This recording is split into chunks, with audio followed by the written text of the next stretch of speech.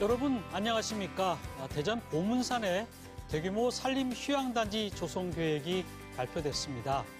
자연휴양림과 대전에 제1수목원을 조성하겠다는 밑그림도 제시됐는데요. 반기는 분위기와 함께 무리한 개발이라며 우려하는 목소리도 높습니다. 잠시 유시토론에선 이 부분 함께 고민해 보겠습니다. 뉴스보다 맛집에서는 천년 고찰의 귀한 보물을 만나보고 우리 땅에서 자란 토종 식재료가 담긴 영양 밥상도 소개해 드리겠습니다. 뉴스 크리에이터 시선 잠시 후에 뵙겠습니다.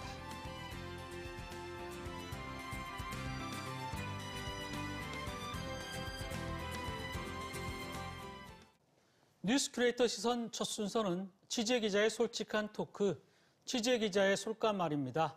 보도국 이수복 기자 나와 있습니다. 어서 오세요. 네, 안녕하세요. 네. 이번 주에는 아주 굵직한 소식들이 많이 들어와 있는데요. 어떤 뉴스 살펴볼까요? 네, 절도범에 의해 국내로 들여온 고려시대 불상은 누구의 것인가? 이 문제를 둘러싸고 7년 넘게 법적인 다툼을 이어오고 있는데요.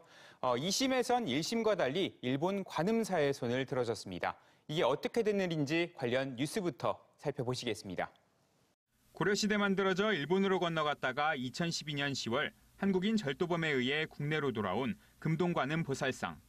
서산 부적사는 불상이 외구에게 약탈당했던 만큼 원소유자에게 돌려주는 게 맞다며 정부에 소송을 제기했고 지난 2017년 1심에서 승소했습니다. 하지만 판결이 2심에서 뒤집혔습니다.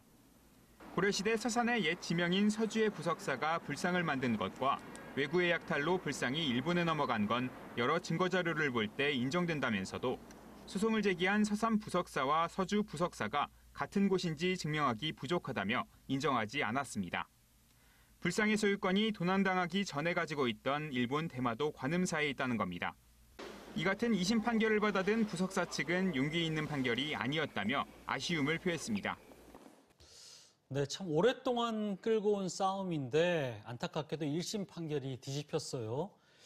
그러니까 이제 서산의 옛 지명인 서주의 부석사와 또 그 부석사가 이제 불상을 만든 것과 또 그의 외구에 약탈당한 것은 인정이 되지만 그 서주의 부석사와 지금 서산의 부석사가 같은 곳인지는 확인할 수 없다. 이런 얘기죠. 네, 간략히 설명을 해드리면은요. 불상 안에서 발견된 결연문이라는 게 있습니다. 이게 1330년 서주, 그러니까 현재 서산의 옛 지명인데요. 네. 이 서주에 있는 사찰에 봉인하기 위해 불상이 제작됐다. 이렇게 적혀 있었습니다. 이 때문에 불상은 서주 부석사에서 처음 모셔진 것으로 법원이 일단 판단을 내린 거고요. 네. 이에 더해 역사적으로 고려 말에 외구의 침략이 굉장히 많았잖아요. 서주 지역도 피해가 심했다고 문헌에 적혀 있는데 이를 볼 때 외구가 불상을 약탈해서 불법으로 반출했다고 볼 만한 상당한 정황이 있다. 이렇게 봤습니다. 그렇다면 불법으로 빼앗아갔기 때문에 우리나라 서산에 불상이 돌아와야 한다는 판단인가? 이거에 대해서는 아닙니다. 2심에서는 서산 부석사의 소유권을 인정하지 않았습니다. 소송을 제기한 서산 부석사가 옛 서주 부석사와 같은 사찰로 보기에 근거가 아무래도 부족하다는 이런 판단 때문인데요.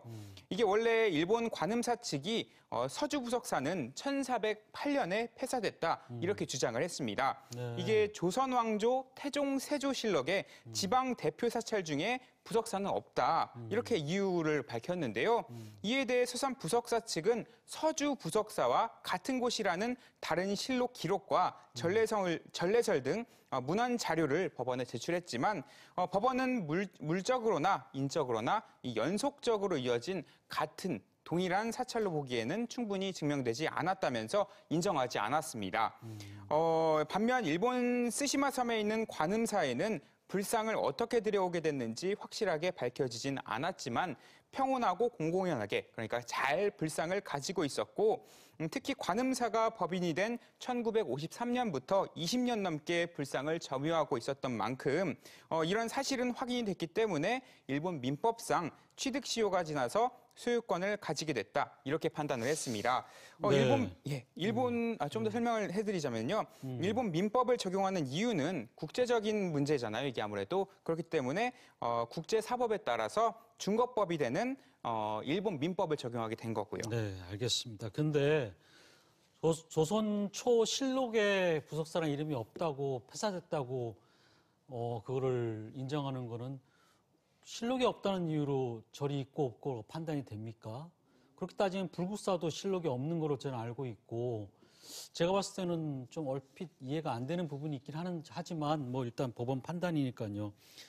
그 부석사 측에서는 굉장히 1심에서는 이겼는데 2심에서 이렇게 되니까 좀 당황했을 것 같아요. 어땠습니까? 예, 마지막 선고일이 있기 전에 네. 제가 이제 전 주지 스님인 그 원우 스님과 통화를 했을 때만 해도 상당히 좀 낙관적인 결과를 기대를 했습니다. 그래서 목소리도 굉장히 밝으셨고요.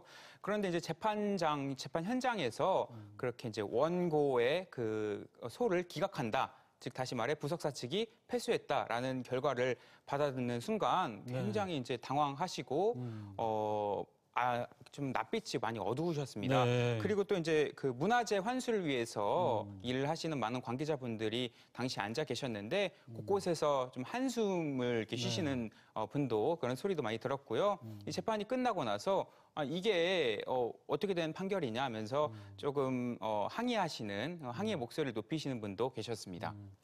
그 판결 후에 그 원우 스님의 인터뷰를 보니까 용기 있는 대한민국의 판사가 있었으면 어땠을까 하고 아쉬움을 드러냈어요. 용기 있는 판사, 이게 어떤 의미입니까?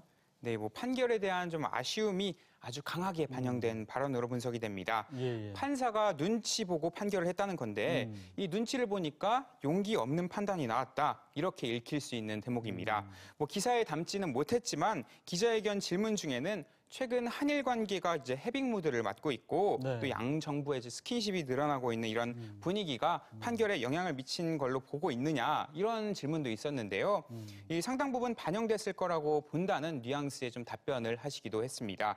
다만 기자회견 이후에 일각에서는 네. 이런 법적 다툼이 논리 싸움이 아니라 용기가 있고 없고의 그냥 감정적인 판단으로 기대면 이게 더 불리하게 작용되지 않을까 하는 우려 섞인 추측도 있었습니다. 네. 우리나라 취재뿐 아니라 일본에서도 굉장히 관심이 많았다고 하던데 어떻습니까? 예, 뭐 서울에서 대전으로 내려오는 KTX 2개 객차가 네. 온통 일본 취재진이었다는 증언도 있었고요.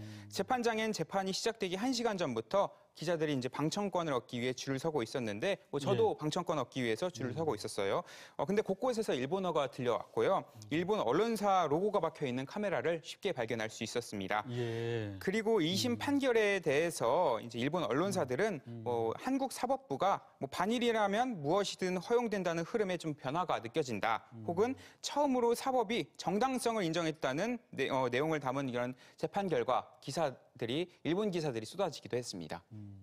글쎄요, 이 문제는 뭐 반일 아니면 친일 뭐 이런 부분이 아니라 뭐 명쾌한 어떻게 보면 사료에 의한 판단으로 가야 되지 않는가 생각이 좀 드는데 어쨌든 우리나라 외교부는 별다른 코멘트는 하지 않았어요. 예. 일본 쪽에서는 어떤 반응을 내놨습니까? 당장 돌려달라고 그럴 것 같은데. 네, 뭐 말씀처럼 우리 외교부는 아직까지 별다른 입장을 밝히고 있지 않습니다. 반면 일본 정부는 두 팔 벌려 환영을 하고 있습니다. 네. 네, 마스노 히로카즈 일본 관방장관은 불상이 조기에 반환될 수 있도록 한국 정부에 요청하고 네. 또 관음사를 포함한 관계자와 연락을 취하면서 적절히 대응해 나가겠다 이렇게 말했습니다. 뭐 이 같은 모습에 이제 일본 언론사도 우리나라 이제 이런 대처 상황에 대해서 뭐 강제 동원과 또 위안부 문제 등이 이제 여러 문제를 안고 있는 가운데 이 불상 반환 문제가 또 다른 이제 한일 간의 큰 현안이 되는 거를 굉장히 피하고 또 우려스러워하고 또 부담스러워하고 있다 이렇게 적기도 했습니다. 그런데요, 그 판결에 보면 소유권은 인정을 했지만 그 불상 자체 반환에 대해서는 따로 특별히 판결을 내리지 않은 것 같아요. 바로 뭐 돌려줘야 된다든지. 뭐 이거는 어떻게 좀 해석을 해야 되는 건가요? 이게 소유권은 일본 거라고 인정하지만 안 돌려줘도 된다는 건지 아니면 좀 이해가 안 되네요. 예, 이게 불상의 소유권이 일본 사찰에 있으니 돌려줘야 하는가에 대한 판단은 법원에서 명확히 내리진 않았습니다. 뭐 일부 기사에서는 일본에 돌려줘야 한다고 이렇게 판단했다 이렇게 나오기도 했는데 사실 재판부가 그런 말을 한 적은 없고요. 예, 소유권의 귀속 여부만 판단할 뿐이지 문화재 반환 문제는 유네스코 국제 협약 또는 문화재 관련 법에 따라서 따로 결정해야 할 일이라고 설명을 했습니다. 일종의 좀 정부의 판단에 조금 공을 돌린 모습이죠. 어찌됐든 간에 대법원 판단까지 나와야지 그다음에 반환 문제가 좀 얘기가 되겠네요. 예, 맞습니다. 근데 이제 최근에 이 불상뿐만 아니라 그 외국 같은 경우에도 강대국들이 빼앗아간 약탈 문화재들이 많이 있지 않습니까? 근데 약탈 문화재 같은 경우는 조금 뭐라 그럴까요?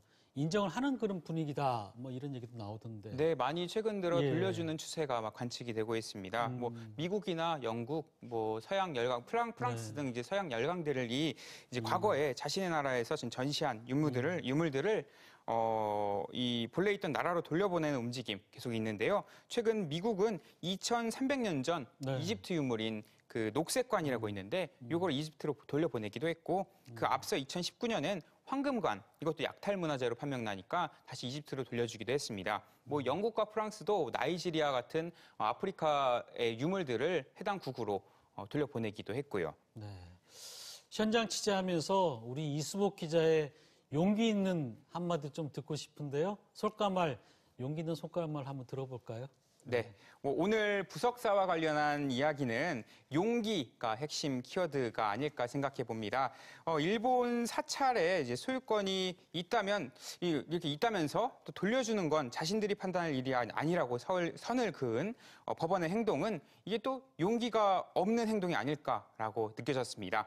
대법원에서는 더 확실하고 명확한 판단을 내려주길 이렇게 기대를 해봅니다. 네.